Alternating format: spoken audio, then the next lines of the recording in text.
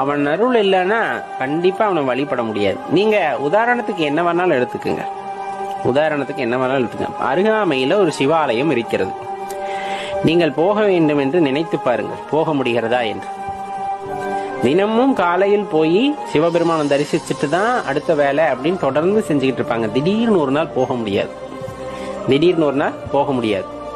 மனம் பட்டு அப்படியே ரொம்ப கஷ்டப்படும். ஐயோ, இன்னைக்கு போயிருக்கணுமே இறைவா, இப்படி ஒரு சூழ்நிலையை உண்டாக்கி விட்டாயே அப்படின்ட்டுலாம் மனமானது கொந்தளிச்சுட்டு கிடக்கும். அன்னைக்கு போய் இறைவனை பார்க்க முடிஞ்சிருக்காது, அருகாமையில் உள்ள சிவாலயத்துக்கு போய் பார்க்க முடிஞ்சிருக்காது.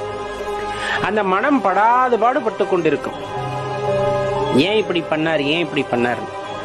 ஒரு சில நாட்கள்ல பாத்தீங்கன்னா இந்த மாதிரி எதுவுமே நம்ம தொடர்ந்து செய்திருக்க மாட்டோம். இறைவனை சென்று பார்க்க வேண்டும் என்று கூட எண்ணி இருக்க மாட்டோம்.